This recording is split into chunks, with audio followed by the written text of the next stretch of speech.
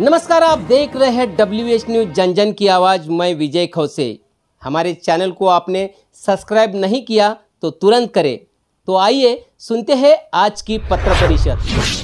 आज बहुजन समाज पार्टीचे नवनियुक्त प्रदेशाध्यक्ष पहिल्यांदा पत्रकारांसमोर आता बसपाच्या अधिकृत विभागीय कार्यालयात पत्र परिषद घेत आहेत आणि तुमच्याशी सुसंवाद व्हावा, तुमच्याशी परिचय व्हावा आणि आता अलीकडे जी काही ज्वलंत विषय आहे, जो प्रश्न आहे नागपुरातला नव्हे तर पूर्ण भारतातला दीक्षा प्रकरण, त्या संदर्भात पत्रकारांना आपली पक्षाची भूमिका सांगावी हे म्हणून आज पत्र परिषदेचं आयोजन करण्यात आलेलं आहे।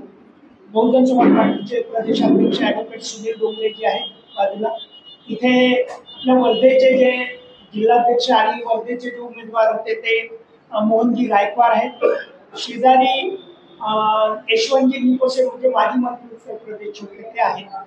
तर आपल्यासमोर आपली भूमिका ॲडव्होकेट डोंगरे साहेब व्यक्त करतील अशी मी त्यांना विनंती करतो। डोंगरे साहेब। सर पंखा बंद करा,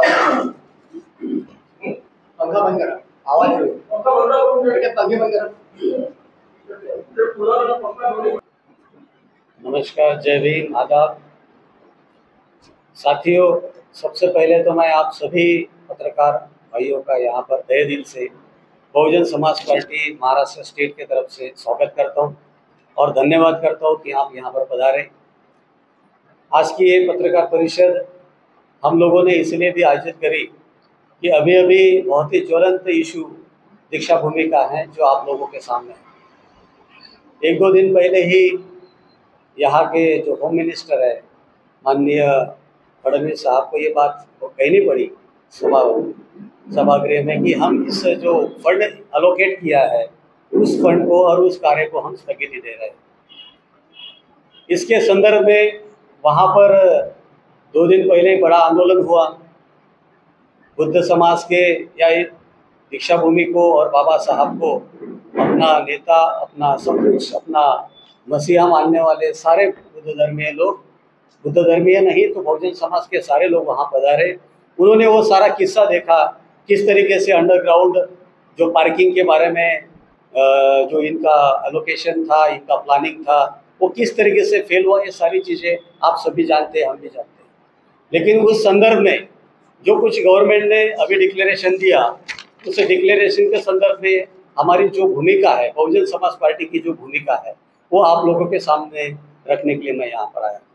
साथियों, ये बहुत ही दुखद घटना है कि वहाँ पर जिन लोगों ने आंदोलन नहीं, ये तो हमारा अधिकार है, बहुजन समाज के लोगों का ये अधिकार है कि जिस स्मारक को मानते हैं, अपने जी जान से मानते हैं, जो बुद्ध धर्मियों के लिए बहुत पवित्र स्थान है, बुद्ध धर्म ही नहीं तो जो सामाजिक न्याय एवं बंधुभाव को मानने वाले सारे विश्व में रहने वाले लोगों के लिए एक बहुत ही पवित्र ऐसा स्थल है। वहाँ पर जिस तरीके से कार्य चल रहा था और जिस मंद गति से कार्य चल रहा था, जैसे बड़े बड़े खड्डे वहाँ पर किए गए थे और पूरी तरीके से उस जगह को खराब करने का प्लान चल रहा था, उसके संदर्भ में वहाँ हमारे लोगों ने आंदोलन किया। ऐसा गवर्नमेंट का कहना है, मैं कहता हूँ ये आंदोलन नहीं था। अपनी डिमांड्स को, अपनी इच्छाओं को शासन और प्रशासन के सामने रखना ये कोई आंदोलन नहीं होता है। लेकिन फिर भी वहाँ पर वो लोग इकट्ठा हुए, उन्होंने प्रोटेस्ट किया, उन्होंने कहा कि सर ये चीज़ें नहीं होनी चाहिए। आने वाले दिनों में अक्टूबर में दीक्षा भूमि के अंदर बहुत बड़ा विश्व स्तरीय प्रोग्राम होता है, लोग अपना माथा टेकने के लिए वहाँ आते हैं, उनकी श्रद्धा होती है। तो ऐसे जगह पर ये कार्यक्रम हुआ और कल मुझे ये मालूम पड़ा कि दीक्षा भूमि के ऊपर जो आंदोलन हुआ या लोग जो वहाँ पर आए उनके ऊपर मजबूरन उनके ऊपर कलम लगी गई है, त्यांच्यावर गुन्हे लावण्यात आले आहे आंदोलकांवर।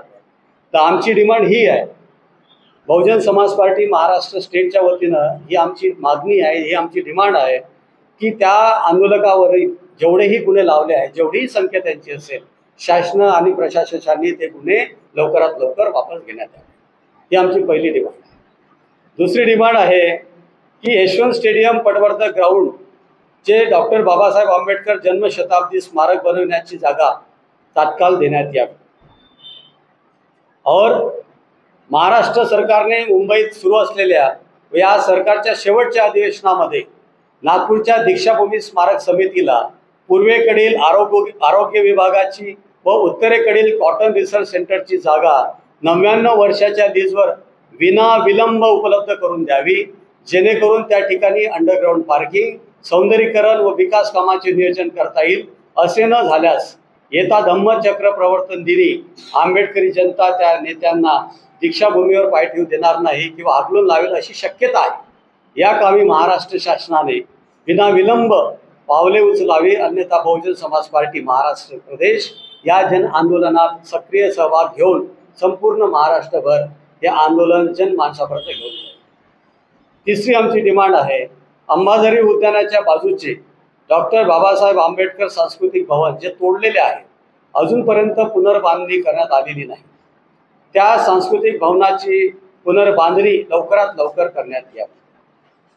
पाचवी आमची डिमांड आहे, मुंबई हिंदू मिल येथे डॉक्टर बाबासाहेब आंबेडकर यांचे स्मारक या बाबतीत उद्घाटन झाल्यानंतर सुद्धा आजपर्यंत कुठल्याही प्रकारचे काम सरकारने केलेले नाही. सरकारने हो घातलेल्या सत्रामध्ये अधिकृत घोषणा करून फंड अलॉट करून त्वरित काम सुरू करावे. 200 करोड रुपये SC समाज कल्याणचे फंडमधून डायव्हर्ट करण्यात आले होते आता ह्या कामाकरिता, जेव्हा की दीक्षाभूमी हे अदर्जाची ए ग्रेड पर्यटन स्थळ आहे. हे अदर्जाचे पर्यटन स्थळ असून सुद्धा त्या पर्यटन स्थळाला डेव्हलप करण्यासाठी किंवा त्याचा विकास करण्यासाठी सामान्य फंड का दिला गेला नाही, तो त्वरित द्यावा, ही सुद्धा आमची मागणी आहे. राजश्री छत्रपती शाहू महाराजांचे स्मारक हे 2003ला मेडिकल चौक नागपूर येथे महानगरपालिकेने करून देऊन सुद्धा आजपर्यंत मनुवादी सरकार शाहू महाराजांचे स्मारक बनविण्याकरता टाळाटाळ करीत आहे. या अधिवेशनामध्ये सरकारने त्वरित घोषित करून शाहू महाराजांच्या 150व्या जयंतीला न्याय द्यावा, ही सुद्धा बहुजन समाज पार्टीची डिमांड आहे. आठवी डिमांड ही आहे की SC ST OBC नोकरी व पदोन्नती आरक्षण व नोकरीचा बॅकलॉग भरून पूर्ण करावा. आणि शेवटली जी खूप महत्त्वाची डिमांड आहे की बहुजन समाजातले SC ST OBCचे जे मुलं, जे होतकरू मुलं ज्यांना फॉरेन स्कॉलरशिप देण्यात येत होती, आता असं लक्षात आलं की त्या फॉरेन स्कॉलरशिपला क्रीमी लेअरची अट लावण्यात आलेली आहे आणि क्रीमी लेअरची अट ही 8 लाखापर्यंत त्याची मर्यादा ठेवण्यात आली आहे. तर ही मर्यादा, ही अट लवकरात लवकर शिथिल करावी, ही आमची डिमांड आहे. तर ह्या सगळ्या मागण्या आम्ही आज तुमच्या माध्यमातून शासन दरबारी पोहोचण्याची आमची अशी इच्छा आहे. तुम्हाला अशी विनंती आहे की आमच्या मागण्या ह्या आपल्या प्रसिद्ध पत्रकामध्ये किंवा आपल्या इलेक्ट्रॉनिक मीडियामध्ये आपण छापून प्रसिद्ध करून आमच्या ह्या मागण्या सरकारपर्यंत पोहोचवाव्या. आणि सरकार जे आज अधिवेशन सुरू आहे त्यांना अशी विनंती आहे की वारंवार हा बहुजन समाज आपल्यावर होणारे जे अत्याचार अन्याय आहे हे खपवून घेणार नाही. आणि म्हणून तुम्हाला जर असं वाटते की खरंच तुम्ही या तबक्याला, या बहुजन समाजाला तुम्हाला न्याय द्यायचा आहे, तर सर्व लोकांसोबत जसा तुम्ही न्याय करता, विविध जातीपंथासोबत, विविध धर्माच्या लोकांसोबत, कारण या देशामध्ये धर्मनिरपेक्षता आहे, जसं तुम्ही त्या लोकांसोबत न्याय करता तसंच या बहुजन समाजासोबत, सर्व धर्मियांसोबत, सर्व जाती धर्मियाच्या लोकांसोबत न्याय व्हायला पाहिजे, अशी आमची डिमांड आहे. हे आपण करा, हीच विनंती. धन्यवाद. दीक्षाभूमीवर जाळपोळ, तोडफोड, मारझोड हे आंदोलन झालं, याला तुमचं समर्थन आहे? जाळपोळ आंदोलन झालं आहे तिथे, मला नाही वाटत, कारण की हा जो समाज आहे हा समाज अतिशय शांतिप्रिय समाज आहे. त्याचे व्हिडिओ आलेले आहेत, तसे मी तुम्हाला फोटो पण दाखवतो. हा, मला काय म्हणायचं आहे की हा अतिशय शांतप्रिय समाज आहे. समर्थन करणार आहे. अशा चांगल्या लोकांमध्ये काही समाजकंटक पण तिथे येतात आणि त्या लोकांचा, मॉबचा फायदा घेऊन काही लोक या शांततेच्या मार्गाने चालणाऱ्या समाजाला बदनाम करण्याचा प्रयत्न करतात. या सर्वांसोबत आम्ही नाही आहे.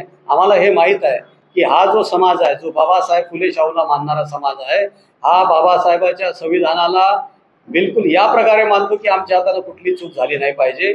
म्हणून मी ह्या गोष्टीला मान्यच करत नाही की असं काही या समाजाने केलेलं आहे.